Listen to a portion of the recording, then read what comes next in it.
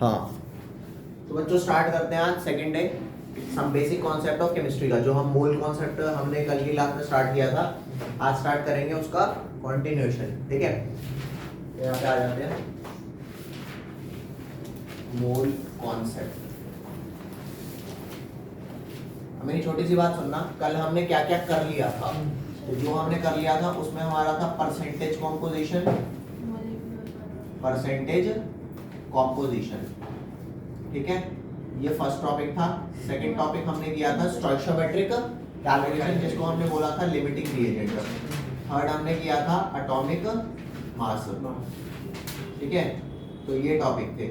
अभी आज जो कंटिन्यूएशन में है वो हम क्या करने वाले हैं, ये जो हमारा एटॉमिक मास है हल्का सा रह गया था, ये कंप्लीट कर लेंगे।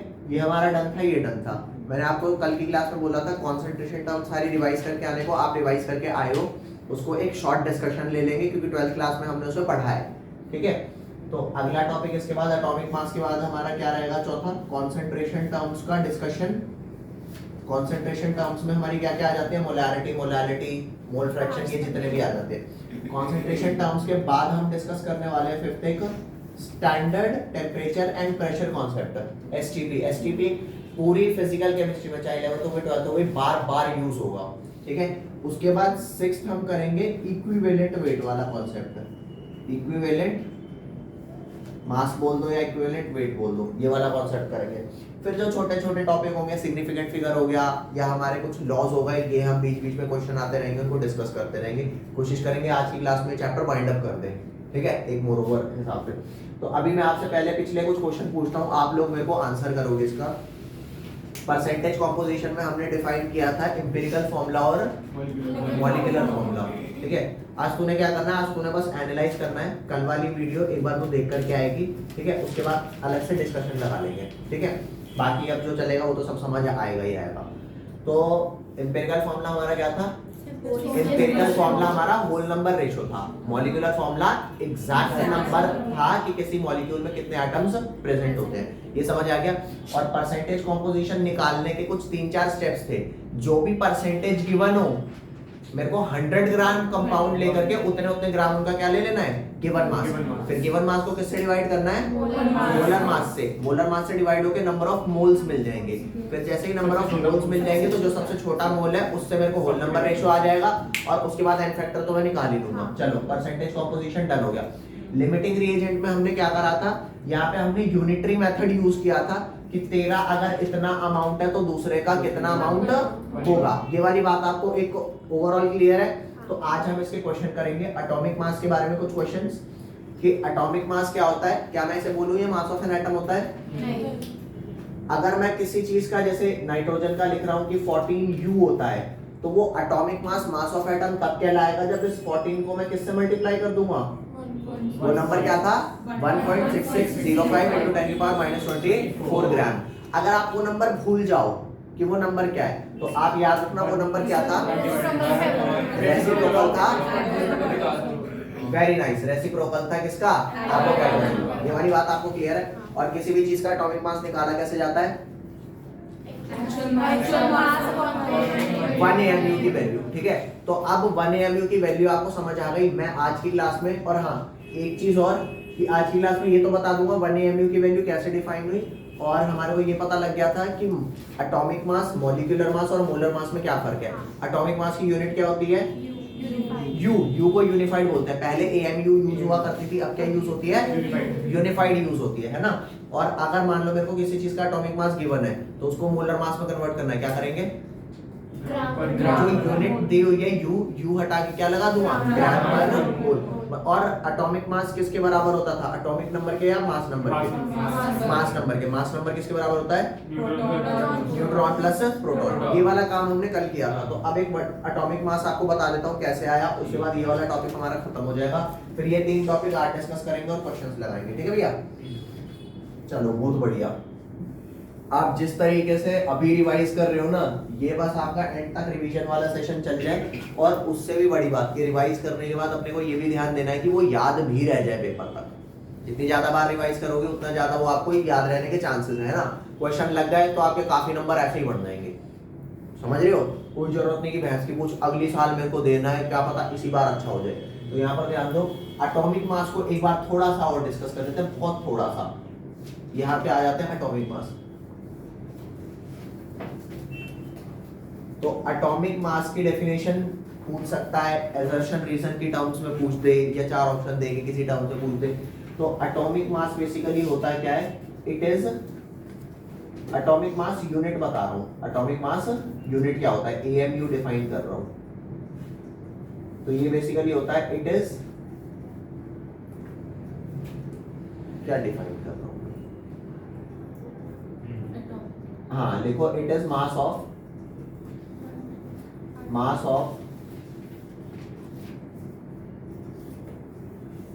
1/12th part of mass of 1 C12 atom. मैंने क्या बोला, इंग्लिश में थोड़ा बहुत लेफ्ट राइट हो सकता है, हमको कॉन्सेप्ट पे फोकस करना है। कह रहा है कि it is atomic mass unit क्या होती है, एटॉमिक मास यूनिट वही पूछ रहा है ना, 1 AMU क्या होती है। तो 1 AMU होती है, it is mass of 1/12th part. 1/12th part का क्या मतलब है, जैसे मान लो ये है पेन, पेन को अगर मैं एग्जैक्टली हाफ काट दूं तो जो एक पार्ट आएगा उसका मास जो होगा इस टोटल का हाफ होगा ना, 1/2 होगा। तो ऐसे ही इस पेन के अगर 12 टुकड़े कर दूं तो जो एक टुकड़े का मास आएगा वो 1/12 का मास होगा। तो मैं कहता हूं एक कार्बन एटम बड़ा होगा या छोटा होगा, काफी छोटा होगा, अरे एक कार्बन एटम काफी छोटा होगा। तो एक कार्बन एटम का जो मास है उसका 1/12 मास क्या कहलाता है, एटॉमिक मास 1 AMU जो आया था। तो 1 AMU अगर आपको निकालना है तो कैसे निकलेगा, basically mass of 1 C12 atom.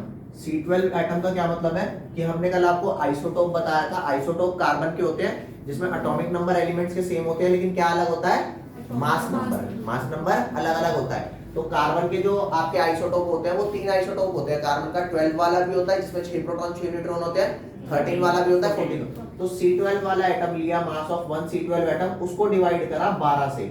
क्यों करा 12 से, ये तो वही जादुई नंबर था ना जिसको किसी के एक्चुअल मास को अगर इस नंबर से डिवाइड करूं तो एग्जैक्टली वही नंबर आ रहा था जो उसका प्रोटॉन प्लस न्यूट्रॉन है। तो ये नंबर निकालने के लिए बहुत मेहनत हुई थी। तो फाइनली जो ये नंबर निकला वो नंबर क्या था, एग्जैक्टली आपका mass of 1 C12 atom divided by 12। अब बात ये है कि मेरे को C12 एटम के एक एटम का मास पता नहीं है, मुझे एक मोल का मास पता है। तो एक मोल का मास अगर पता हो और एक का निकालना हो तो क्या करेंगे, एवोगैड्रो से मल्टीप्लाई या डिवाइड, एवोगैड्रो से डिवाइड करेंगे। कैसे, अरे भाई मैं कह रहा हूं ये एक पेन है, मान ले 10 ग्राम, एक पेन क्या है 10 ग्राम, तो 1 दर्जन पेन का मास क्या होगा, 1 दर्जन में कितने होते हैं, तो 12 का कितना मास होगा, 10 को मल्टीप्लाई करूंगा 12 से, अगर तभी तो 12 का आएगा। तो अगर मेरे को किसी का 1 दर्जन का मास गिवन है और 1 का निकालना है तो 12 से डिवाइड करूंगा ना। तो किसी चीज का 1 का मास पता है, मोलर मास निकालना है तो Na से मल्टीप्लाई, और अगर किसी का मोलर मास पता है और 1 का निकालना है तो Na से डिवाइड। तो वही चीज है, मास ऑफ 1 C12 एटम किससे निकलेगा, जो मेरा मास होता है ना 1 मोल का वो होता है 12 ग्राम पर मोल। तो इस 12 ग्राम पर मोल को मैं डिवाइड करूंगा एवोगैड्रो नंबर से into 10 की पावर 23 पर मोल होते हैं ना, अरे इतने ही एटम तो पर मोल होते हैं। तो 1 मोल का divided by Avogadro number is your mass of 1 C12 atom divided by 12। This will give you the value of 1 AMU। तो 12 से 12 कैंसिल आउट हो गया तो बचा क्या 1, और ये पर मोल से पर मोल कैंसिल हो गया तो बचा क्या 1/6.022 into 10 की पावर 23 ग्राम्स, यही बचा 1 AMU। और reciprocal of this number is exactly equal to 1.6605 into 10 की पावर -24 ग्राम। तो अगर आप भूल भी जाओ ये नंबर तो आपके पास वो तरीका है कि आप निकाल भी सकते हो। वो बात अलग है कि हो सकता है टाइम की कमी हो रही हो, कोई बात हो रही हो, ठीक है, तो याद अगर है तो वो ठीक रहेगा, ठीक है। तो ये वाली बात थी एटॉमिक मास यूनिट। अब समझाऊंगा एटॉमिक मास क्या होता है। एटॉमिक मास किसी भी चीज का actual mass divided bye 1 AMU। अभी क्लियर है आपको ये वाली बात। तो इस वाली बात को डन करते हैं। नेक्स्ट आ जाते हैं कॉन्सेंट्रेशन टर्म, ये लिख लो फटाफट। नेक्स्ट आ जाते हैं भाई कि जो हमारा कॉन्सेंट्रेशन टर्म्स है, फोर्थ टॉपिक क्या है, कॉन्सेंट्रेशन टर्म्स। इसको बस मैं यहाँ पे समराइज कर देता हूँ क्या क्या थी हमारे पास कॉन्सेंट्रेशन टर्म में। 1 2 3 तीन थी हमारी, एक मास बाय मास परसेंट, एक मास बाय, एक volume by volume percent, volume by volume percent, एक होता है आपका मास बाय वॉल्यूम परसेंट। तीन ये एक साथ पढ़ी जाती हैं। उसके बाद हमारा होता है चौथा और पांचवा। चौथा था हमारा पार्ट्स पर मिलियन और पांचवा क्या होता है, मोल फ्रैक्शन। ऑब्वियस सी बात है, ये सारी चीजें आप 12th में पढ़ के आ चुके हो, ठीक है। हल्का सा कोई फॉर्मूला देखेंगे। उसके बाद 6th और 7th क्या आता है हमारा, मोलैरिटी एंड मोलैलिटी, मोलैरिटी और मोलैरिटी। तो यहाँ पर ध्यान देते हैं कि मास बाय मास परसेंट और volume by volume percent basically होता क्या है। जैसे कि आप सबको पता है कि सॉल्यूशन की जो कंसंट्रेशन निकालते हैं वो किसके रिस्पेक्ट में निकालते हैं, विद सॉल्यूट या with solvent, with respect to solute. मैं सॉल्वेंट फिक्स रखता हूं और उसमें सॉल्यूट कम या ज्यादा करता हूं। तो ये मास बाय मास का मतलब है मास परसेंट ऑफ सॉल्यूट। किसका मास परसेंट है, मास परसेंट ऑफ सॉल्यूट। तो ये आपका हो गया, ऊपर आएगा मास ऑफ सॉल्यूट और नीचे क्या आ जाएगा बच्चों, मास ऑफ सॉल्वेंट, नहीं नीचे हमेशा टोटल आता है, ये करेंगे हमारा परसेंटेज आ जाएगा। तो अगर मैं यहाँ पे m/m बोल रहा हूँ, देखो श्योर रखना आप जो कंसंट्रेशन ऑफ सॉल्यूशन निकाल रहे हो विद रिस्पेक्ट टू सॉल्यूट है। जैसे हम सारे बच्चों को पता है कि ग्राहक और दुकानदार में किसकी ज्यादा इज्जत है, ऑलवेज ग्राहक की ज्यादा इज्जत है। देखो इंपॉर्टेंट दोनों है, ये नहीं कह रहा इंपॉर्टेंट दुकानदार नहीं, दुकानदार नहीं होगा सारे ग्राहक होंगे तो फिर क्या ग्रहण करोगे भाई, जब दुकानदार ही कोई नहीं है। तो इंपॉर्टेंट दोनों है, लेकिन इज्जत हमेशा फिर भी किसको ज्यादा मिलती है, ग्राहक को, क्योंकि ग्राहक से हमें कुछ लेना है, मनी। ऐसे ही कोई मनी नहीं देता, कुछ दोगे तो मिलेगी ना। तो यहाँ पर ध्यान देना। तो मास परसेंट हम सॉल्यूट के रेफरेंस में निकालेंगे, सॉल्वेंट के रेफरेंस में कभी नहीं निकाल सकते हैं, निकालेंगे नहीं। तो अगर m/m है मास बाय मास, अगर v/v होता तो it is simply volume of solute, volume of solution. और अगर ये मास बाय वॉल्यूम होता तो it is simply mass of solute upon में। वेरी नाइस, डन हो गया। तो ये तीन में यहाँ पे मान लो कि हमारे डन हो गए, और ये जो हमारे डन हो गए, तो नेक्स्ट आता है फोर्थ ppm। ppm बोलते हैं पार्ट्स पर मिलियन को। 1 मिलियन कितना होता है, 1 मिलियन होता है 10 की पावर 6, और 10 की पावर 6 बेसिकली होता है 10 लाख। ठीक है भैया, ये 10 लाख होता है आपका 10 की पावर 6। तो अगर कहीं पर भी मान लो लिखा है 5 ppm, तो इस 5 ppm सिंपली डिनोट्स कि 5 ग्राम, कई जगह इसे पार्ट्स बोल देते हैं, 5 पार्ट्स। बच्चे पार्ट्स को एग्जैक्टली नहीं समझते, ठीक है, या अगर समझते हो तुम तो इट्स ओके। तो 5 ग्राम सॉल्यूट है कितने में, 10 लाख ग्राम सॉल्यूशन में। क्या फिक्स है इसके अंदर, 5 ppm में 10 लाख ग्राम क्या फिक्स है भैया, ये फिक्स है सॉल्यूशन। तो अगर सॉल्यूशन 10 लाख ग्राम फिक्स हुआ, तो अगर 5 ppm है तो 5 ग्राम सॉल्यूट, 10 ppm होता तो 10 ग्राम सॉल्यूट। और इस 10 लाख में से आप माइनस कर दो 5 ग्राम सॉल्यूट, तो 9,99,995 ग्राम ये बच गया मेरा सॉल्वेंट। तो अगर आप ये डिस्क्रिप्शन जानते हो तो आपको ppm की कंप्लीट इंफॉर्मेशन है और कुछ नहीं चाहिए। इसके कुछ एक क्वेश्चन अभी जस्ट इसके बाद देखेंगे, ठीक है। नेक्स्ट आ जाओ mole fraction. Mole fraction basically क्या होता है, मोल फ्रैक्शन आपको पता है कि अगर एक मिक्सचर है उसके अंदर 3 कंपोनेंट है, Na, Nb और Nc, ये इनके मोल्स हैं। तो अगर ये 2 मोल है, ये 3 मोल है, ये 5 मोल है, तो अगर आप मोल फ्रैक्शन ऑफ C निकालना चाहते हो तो number of mole of C upon में टोटल मोल। क्लियर? तो ये आ जाएगा क्या, 5 अपॉन में कितना है टोटल, 5 अपॉन में नीचे कितना है, 2 + 3 + n टोटल, तो ये 10 है, तो ये कितना आया 0.5। बच्चों देखो ये 12th का पोर्शन पढ़ा हुआ है, आप बताओ इससे ज्यादा डिस्क्रिप्शन चाहिए होगा तो मैं ज्यादा डिस्क्रिप्शन दूंगा। अगर इतने में आप क्लियर हो तो ठीक है, नहीं क्लियर हो तो मैं और दे दूंगा। xc आपने निकाल लिया, ऐसे ही आप xb निकाल लोगे, कितना आएगा 3/10 0.3, और ऐसे ही आप xa निकाल लोगे 2/10 0.2 और तीनों मोल फ्रैक्शन को प्लस करेंगे तो सम आएगा कितना 1। अगर आप कहो कि मेरा मिक्सचर 3 कंपोनेंट कंसीडर करता है तो तीनों के मोल फ्रैक्शन का सम 1 होगा। अगर ये 3 की जगह सिर्फ 2 कंपोनेंट होते तो 2 के मोल फ्रैक्शन का सम 1 आता। मतलब मोल फ्रैक्शन का सम हमेशा कितना आएगा, ये बात समझ रहे हो बात को, बहुत बढ़िया। तो ये फिफ्थ हो गया। सिक्स्थ, मोलैरिटी का फॉर्मूला आप बताओ क्या होता है, number of moles of solute upon में इन लीटर्स, और मोलालिटी क्या होता है, number of moles of solute mass of solvent. Is that clear? अरे बोल दे भाई, इसकी याद आ रही है तेरे को? नहीं आ रही, आ तो रही है पर कह नहीं सकता। मान लेते हैं भाई, मोलारिटी कर लोगे? कुछ क्वेश्चन डिस्कस करें? आओ तो फिर क्वेश्चन डिस्कस करते हैं, मिटाते हैं सारा हैं, चलो। अच्छा, इसके बाद एक आखिरी चीज मैं आपसे पूछ रहा हूं, ठीक है, ये रहा सॉल्यूशन। इस सॉल्यूशन के अंदर यू गाइस नो कि यहाँ पे सॉल्यूट भी होता है और सॉल्वेंट भी होता है, ठीक है। सारे बच्चे जानते हैं कि डेंसिटी का फॉर्मूला मास अपॉन वॉल्यूम होता है, ठीक है।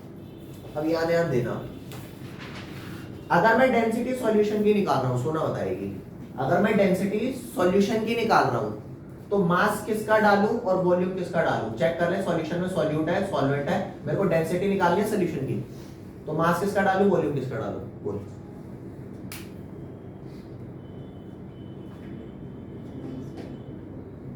मास मास और वॉल्यूम, चल तू बता। मास सॉल्यूट का डलेगा और वॉल्यूम सॉल्वेंट। ये तो वही वाली बात है, कपड़े मैं सिलाने जा रहा हूँ लेकिन नाप गधेगा ले आओ। देखो अब आपको ये बात क्लियर कर देता हूँ, ठीक है। आप डेंसिटी निकाल रहे हो सॉल्यूशन की ना, तो मास भी डलेगा सॉल्यूशन का, वॉल्यूम भी किसका डलेगा, डेंसिटी मास अपॉन वॉल्यूम में दुनिया जानती है, लेकिन किसकी डेंसिटी, किसका मास, किसका वॉल्यूम, ये कम लोग जानते हैं। ये नहीं कह रहा कोई नहीं जानता। तो अगर आप कह रहे हो डेंसिटी सॉल्यूशन की है, सॉल्यूशन की, तो मास भी किसका डलेगा, सॉल्यूशन का, वॉल्यूम भी किसका डलेगा। ये वाली बात एक स्टार मार्क करने वाली बात है, क्योंकि ये बात D is equal to M by V दुनिया जानती है, पर क्या चीज डालनी है वो किसी को, तो ये बात स्टार मार्क कर लो। मैं अभी क्वेश्चन करा रहा हूं, फटाफट इसे लिख लो, जो आपको इसमें से समझ आ रहा है लिखना है। तो बच्चों यहाँ पे आता है अपने पास एक क्वेश्चन, जो मैंने ये कराया, ये जो कॉन्सेंट्रेशन टर्म डिस्कस करी, इसके छोटे छोटे क्वेश्चन ही पेपर में आते हैं, ठीक है। तो एक बहुत बढ़िया क्वेश्चन है यहाँ पे, क्वेश्चन के concentrated nitric acid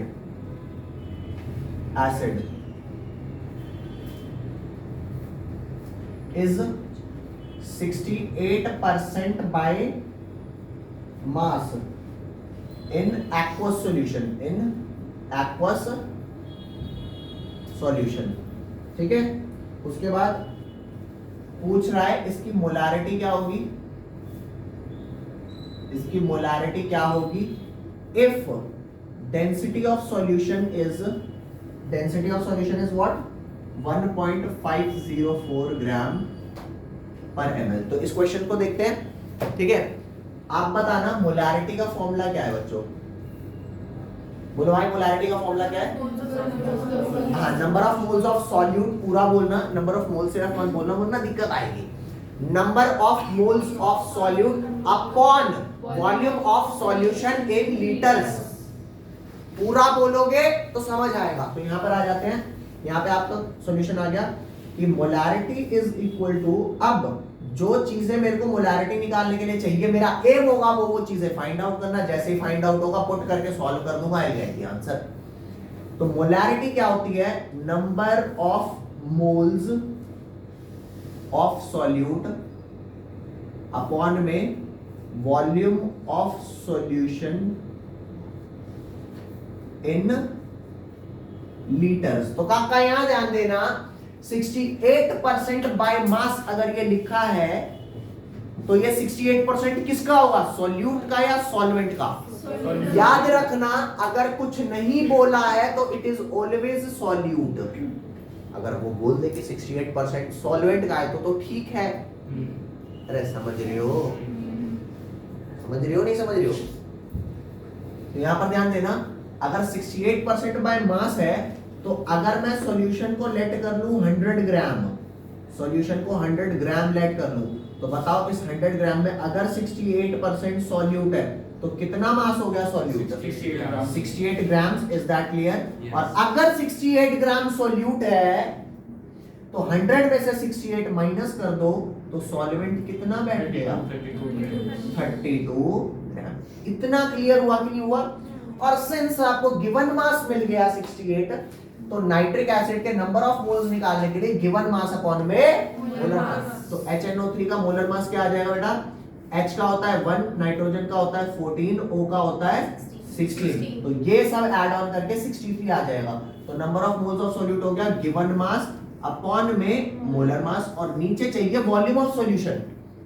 volume of solution कैसे आएगी? डेंसिटी गिवन है। अब यहां आ जा, डेंसिटी क्या होती है? Mass by volume.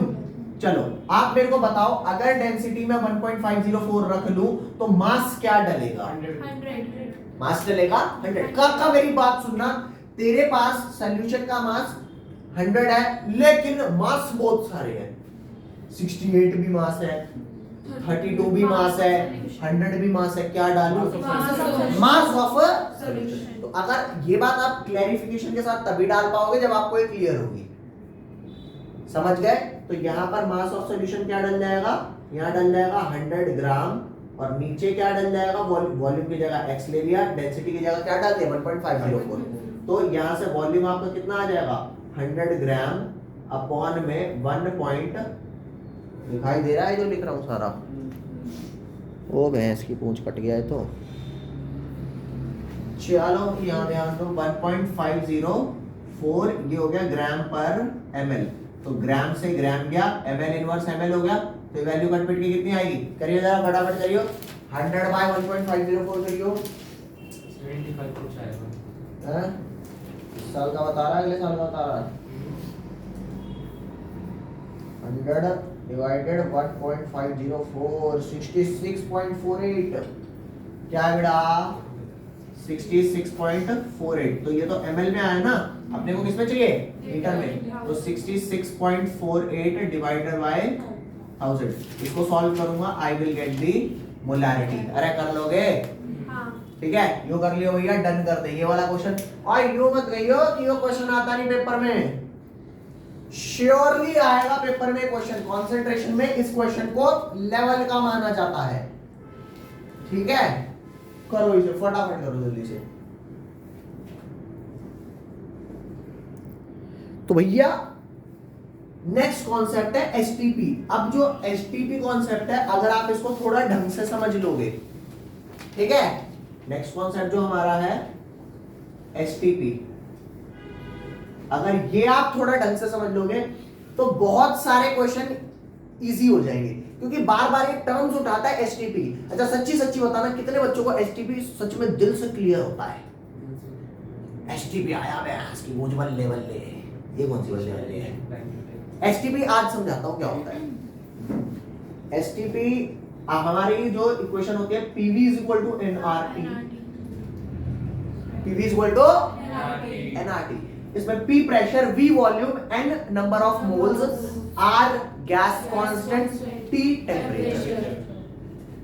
कोई मुझे बोले कि R की वैल्यू बता दो, तो R की वैल्यू वैसे अलग अलग होती है, लेकिन वो अलग अलग यूनिट्स में अलग अलग है, वैसे सेम है। कोई बोले मेरा भाई कमावे 1 लाख रुपया, बस मेरा भाई कमाया 50,000। अरे मैं 50 कमाता हूँ, तू मात्र 1 कमाता है। डॉलर्स कमा रहे हो। तो नहीं हो? तो भाई वो काट देख के बात कर, समझिए बात। तो वही वाली बात है, आर की वैल्यू होती एक ही है, बस अलग अलग यूनिट में अलग अलग है। तो आर की यूनिट क्या क्या, आर की वैल्यू क्या क्या होती है, ये बात आपको समझा देता हूं। आर अगर आप यहां से निकालो तो पीवी अपॉन में एनटी आएगा, तो R की वैल्यू अगर मैं बताऊं, अगर मेरा प्रेशर ATM में है, अगर प्रेशर ATM में, तो R की वैल्यू आएगी 0.0821 और वैल्यू आ जाएगी इसकी क्या, N के, N को अगर यहां रखूं तो R और वो सॉरी R को यहां रखूं तो N नीचे जाएगा और T नीचे जाएगा। N मोल्स है, T केल्विन है, P प्रेशर है, V वॉल्यूम है, तो यूनिट बैठ जाएगी ATM लीटर अपॉन में मोल अपॉन में केल्विन, तो ये बैठ गई लीटर ATM पर मोल। दिस इज द वैल्यू, ठीक है। ये तब है जब प्रेशर हमारा ATM के अंदर है। अगर मान लो मेरा प्रेशर बार के अंदर हो गया तो R की क्या वैल्यू हो जाएगी, तो R की वैल्यू कुछ नहीं है, बोतल का सफर क्या आया 0.0831 लीटर और ATM की जगह क्या क्या बार पर मोल पर केल्विन। और बल्ले बल्ले ये भी हो गया अपना। और R की वैल्यू एक आपको पता है 8.314 भी होती है, तो वो होती है 8.314 जूल पर केल्विन पर मोल। अब बहस की पूछ, यहाँ प्रेशर वाली टर्म तो हट गई, मैं कहता हूँ लीटर और बार, लीटर ATM दोनों हट के जूल आ गया ना, तो वो इसलिए आया क्योंकि यहाँ पे प्रेशर पता है किसमें होता है, किलो पास्कल। किलो पास्कल का क्या मतलब है, अबे किलो का मतलब 1000 होता है। जैसे अगर कोई कह रहा है 5 किलो पास्कल है, तो 5 वैल्यू अगर आप प्रेशर डाल रहे हो तो R की वैल्यू ये डलेगी, क्योंकि मेरे को प्रेशर डालना किसने है, किलो पास्कल में कितना है। वैसे तो ये 5000 पास्कल हो गया ना, अरे किलो का तो मतलब 5000 हो गया, आपको किलो पास्कल में वैल्यू डालनी, समझ गए। तो ये आपकी वैल्यूज है। अब आपको ये बताता हूं कि STP का कॉन्सेप्ट क्या है। R की वैल्यू समझ गए, R की वैल्यू यही यूज करनी है अपने को।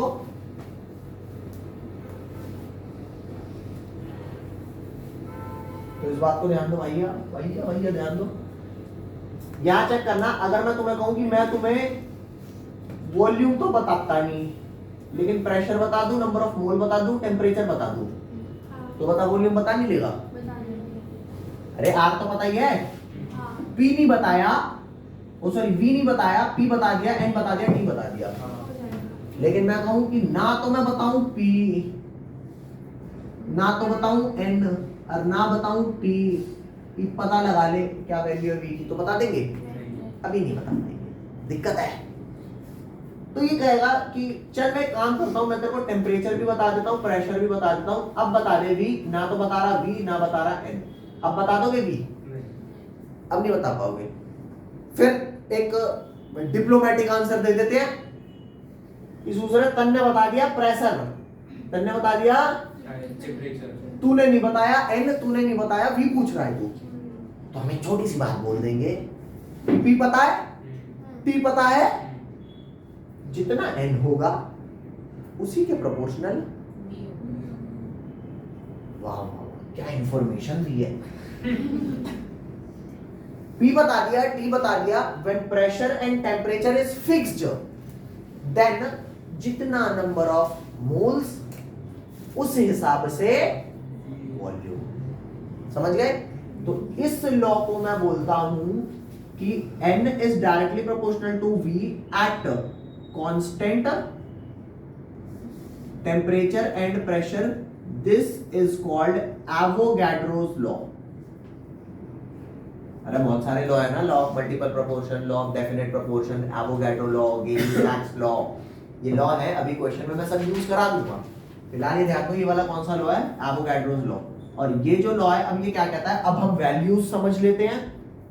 वैल्यूज समझ लो कि अगर मेरा प्रेशर 1 atm हो, ये 1 atm होता है 1 एटमॉस्फेरिक, और आपको पता है 1 atm की वैल्यू 760 mm होता है ऑफ Hg, ये वाली बात आपको पता है।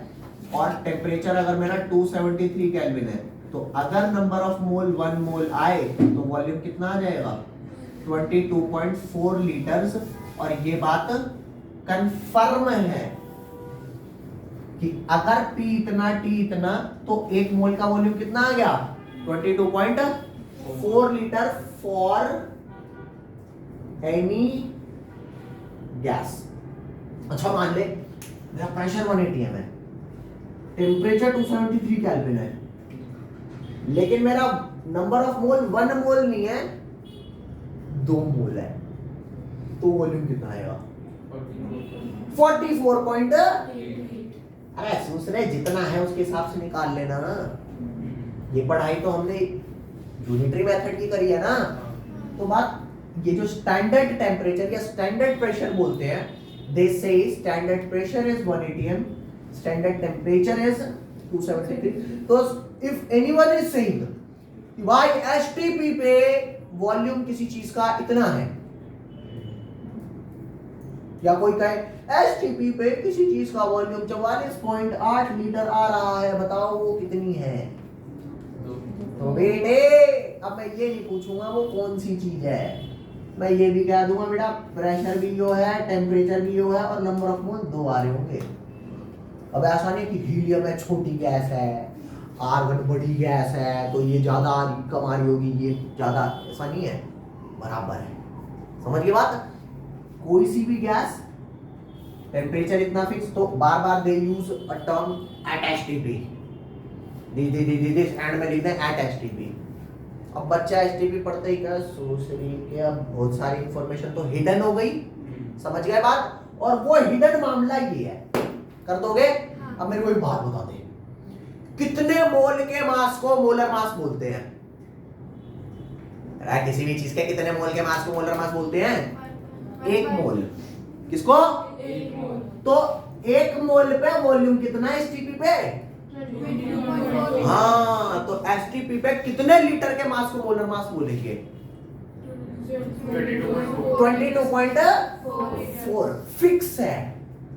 बंदा होगा 22.4 ही क्यों? आज मुझे नहीं पता है, पूरा समझाना पड़ेगा तुझे। हम समझ गए? कोई बोले एसटीपी पे कितने वॉल्यूम के मास को मोलर मास बोलेंगे? 22.4। कोई बंदा यूं कहे, जो कहे वो मैं यहां लिख रहा हूं, ये क्या कहे तो ये सामने देख, सब नहीं मिटाऊंगा, सिर्फ ये पोर्शन मिटाऊंगा।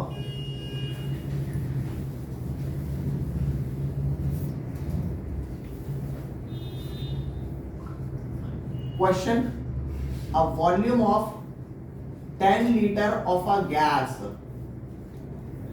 at STP weighs, कितना weighs guys? 11.6 gram.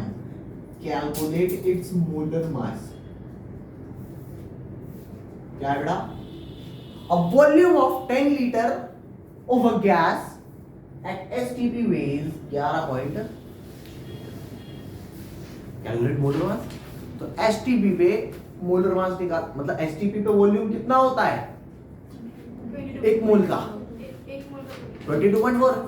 तो वो कह रहा है एसटीपी पे मैं तेरे को 22.4 लीटर का वॉल्यूम नहीं दे रहा, सिर्फ कितने का दे रहा हूं? 10 लीटर का। तो 22.4 का निकल नहीं जाएगा? अरे 10 लीटर का पता है, तो 22.4 का कैसे निकलेगा? चेक कर। और तुम समझ गए ना कि एसटीपी में कितना टेम्परेचर, कितना प्रेशर? टेम्परेचर कितना? 273 होता है 0 डिग्री सेल्सियस।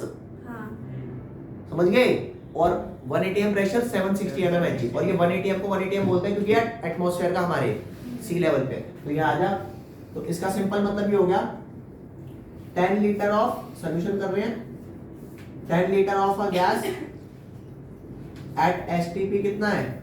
11.6 ग्राम। तो 1 litre of a gas at STP कितना हो जाएगा बेटा? 11.6 डिवाइडेड 10 ग्राम।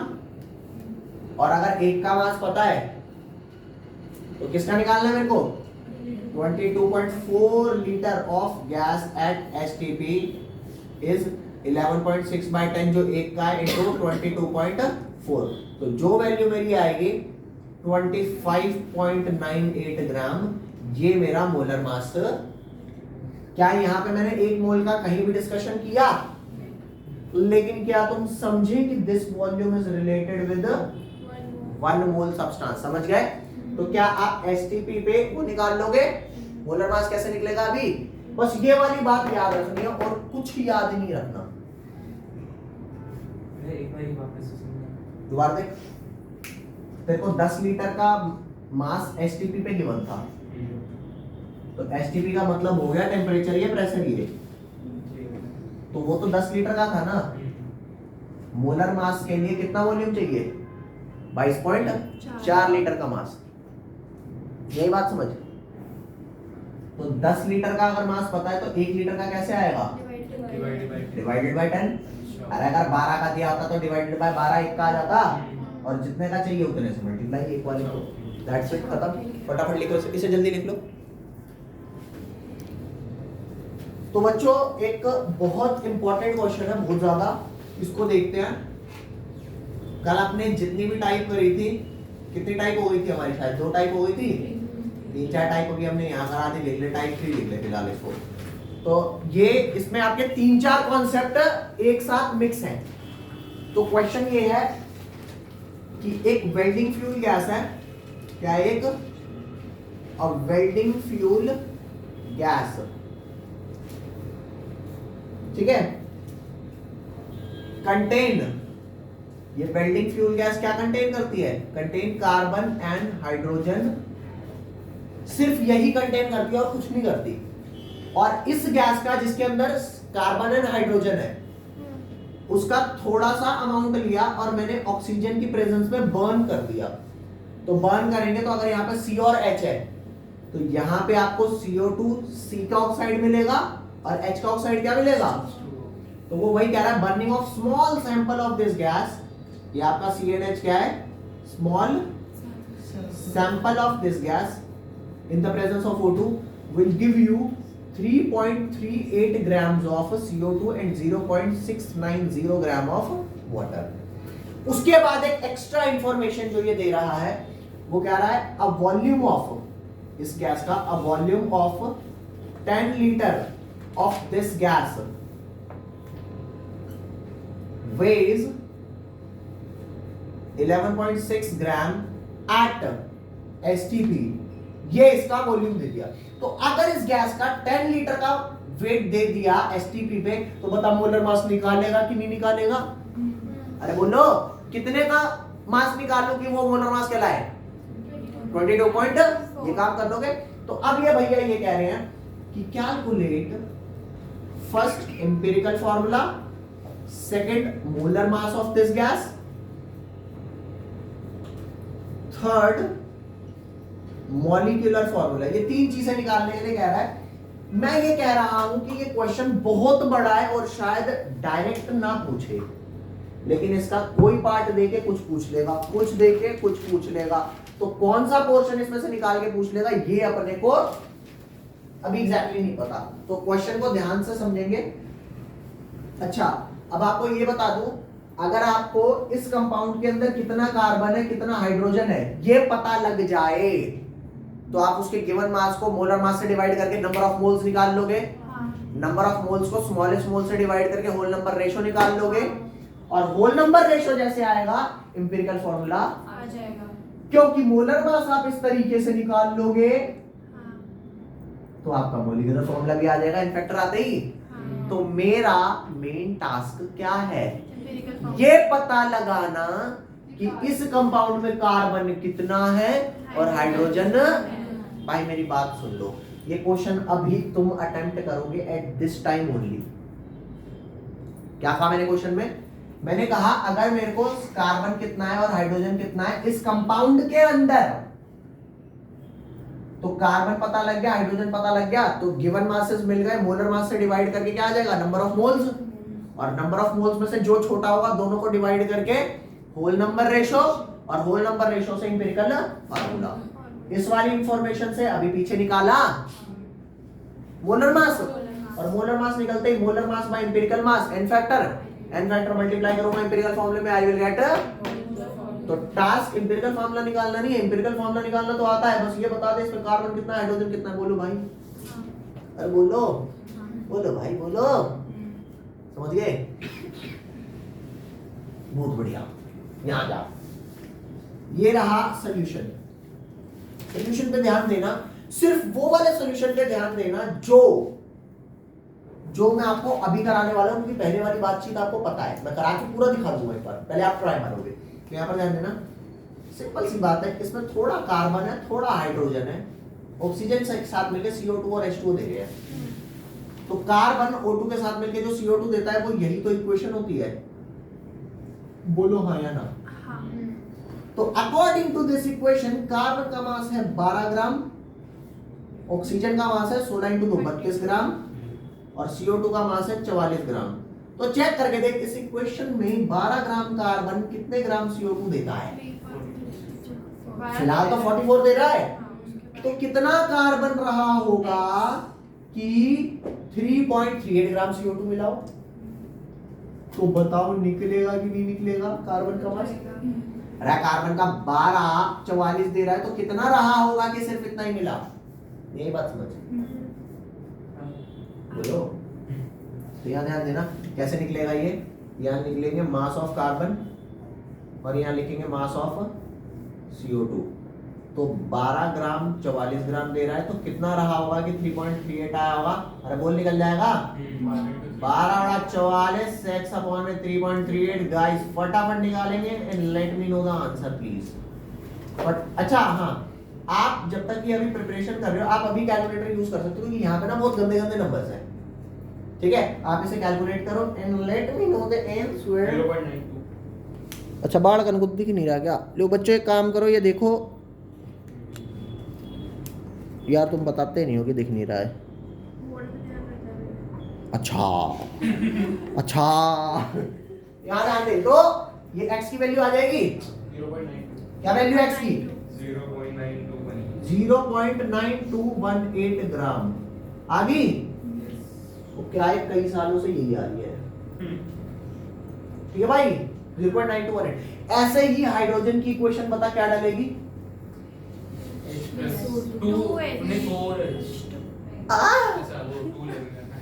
H2 plus.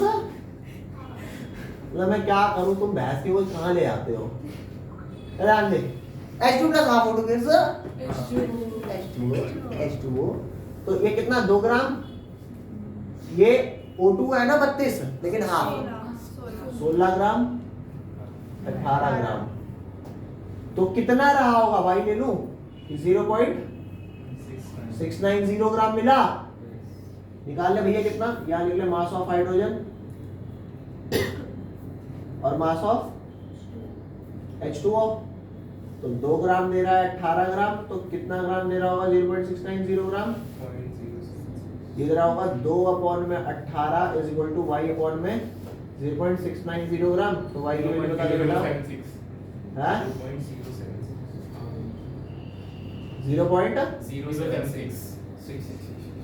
0.076 आ गया। तो अब अगर आपको दोनों के गिवन मासेस पता लग जाए कि है बेटे इतने इतने हो रहे थे तुम, तो अब आप इंपीरियल फॉर्मूला निकाल लोगे।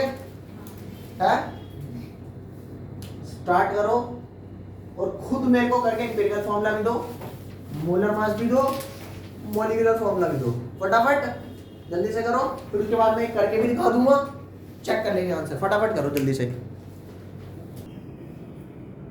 चलो बच्चों यहाँ ध्यान देना, आपके गिवन मासेस आ गए कार्बन और हाइड्रोजन के। तो अब क्या आएंगे? अब आएंगे सीधा और सीधा नंबर ऑफ मोल्स। तो नंबर ऑफ मोल्स कैसे आएंगे भाई? यहाँ पे कार्बन का मास है, यहाँ हाइड्रोजन का है। तो हाइड्रोजन का कितना है? 0.076। हाइड्रोजन का जो मोलर मास है वो कितना है? 0.076 गिवन मास। और यहाँ पे फिलहाल मैं कितना ले लेता हूँ? 1 ही ले लेता हूँ हाइड्रोजन का। अरे 1 दिया हो तो 1 ले लेना, 1.008 दिया हो तो वो ले लेना। और कार्बन का कितना हो गया? कार्बन का गिवन था 0.9218। इसको डिवाइड किया किससे? 12 से। तो ये डिवाइड होके यही आया 0.076 और ये भी क्या है? 0.07 ये आया। अब क्योंकि नंबर ऑफ मोल्स बराबर है, स्मॉल स्मॉल से डिवाइड करूंगा तो क्या आ जाएगा? Whole number ratio. तो C और H का होल नंबर रेशो 1:1 आ गया। तो इंपीरिकल फॉर्मूला क्या आ गया गाइस? CH C1H1। तो इंपीरिकल फॉर्मूला क्या आ जाएगा? इंपीरिकल फॉर्मूला आ जाएगा 12 + 1 13। तो 13 ग्राम आ गया। और मोलर मास अभी हमने पिछले वाले क्वेश्चन में निकाला था कि 10 litre of this gas weighs 11.6 at SK/. तो मोलर मास क्या हो जाएगा? 25.98। अब मोलर मास पता है, इंपीरिकल मास पता है, तो क्या आ जाएगा? 25.98 बाय 30। ये क्या आ जाएगा? 1.99 समथिंग। तो अप्रोक्सीमेटली कितना होगा? 2। तो अब मैं C1H1 में क्या मल्टीप्लाई करूंगा? 2 मल्टीप्लाई करते ही मेरा मॉलिक्यूलर फॉर्मूला क्या निकल जाएगा? C2H2 C2H2। अब हमें नहीं पता वो क्या पूछेगा। अच्छा, इस क्वेश्चन के बारे में एक इंपॉर्टेंट बात बता देता हूँ। मान लो इंपेरिकल फॉर्मूला आपको किसी कंपाउंड का निकालना था, उन्होंने परसेंटेज दे रखी थी कि कार्बन 50% है या 60% है, हाइड्रोजन 40% है। कई बार आपको अगर परसेंटेज यूं दे रखी है ना कि कार्बन 40% है, हाइड्रोजन 60, अरे हमने नहीं पता भाई क्या वैल्यू है, मान ले कुछ ऐसा दे रखा, लेकिन कई बार केसेस ऐसे आते हैं यो 40% है, यो 20% है। ले लो लड्डू, अब करो क्वेश्चन, कर दोगे? तो वहां होता क्या है, जितने एलिमेंट की परसेंटेज गिवन है या तो उनका सम 100 आएगा या तो नहीं आएगा ना। तो मान ले जैसे यहाँ कार्बन 40 हाइड्रोजन 20 है, तो उस केस में बचा हुआ जो है परसेंट वो क्या ले लोगे? ऑक्सीजन। ये पॉइंट बस याद रखना कि जो बचा हुआ होगा क्या ले लेंगे? ये इस क्वेश्चन से हटके इंफॉर्मेशन है और इसके ढूंढ के कुछ क्वेश्चंस कराता हूँ। ये बात समझ आ गई आपको? आ गई तो बता दो भाई, पक्का? ठीक है। तो बच्चों लास्ट टॉपिक हमारा जो है वो है इक्विवेलेंट वेट वाला। वेट और मास हम यहाँ पे सेम टर्म यूज करते हैं, सेम होते नहीं है। यहाँ पर ध्यान देना, जो लास्ट कॉन्सेप्ट है 6th, इक्विवेलेंट मास का। और इक्विवेलेंट मास का जो हमने इलेक्ट्रोकेमिस्ट्री में पढ़ा था वो ये पढ़ा था सिंपल कि मोलर मास किसी चीज का मास अपॉन में एन फैक्टर। अब ये एन फैक्टर यहाँ क्या है, जगह जगह एन फैक्टर की अलग अलग वैल्यूज है। तो यहाँ पे एन फैक्टर क्या है ये बताता हूँ। जैसे मान लो ये इक्वेशन है, Al पे +3 चार्ज है, इसको 3 इलेक्ट्रॉन चाहिए रिड्यूस होने के लिए Al में आने के लिए। तो यहाँ पे इसका एन फैक्टर 3 है। Mg+2 को कितना चाहिए? Mg+2 को 2 इलेक्ट्रॉन चाहिए Mg में आने के लिए। तो यहाँ पे एन फैक्टर कितना है? 2। तो सिंपल सी बात है, यहाँ पे इक्विवेलेंट वेट या इक्विवेलेंट मास हो जाएगा आपका मोलर मास डिवाइडेड बाय, बोल भाई, डिवाइडेड बाय 3। यहाँ पे आपका हो जाएगा equivalent mass is equal to molar mass divided by, और ये 2 या ये 3 अगर ये न्यूट्रल में जा रहा है तो ये इस बात पर डिपेंड कर रहा है इस पे चार्ज क्या होगा। अरे बोलो, तो इसी बेस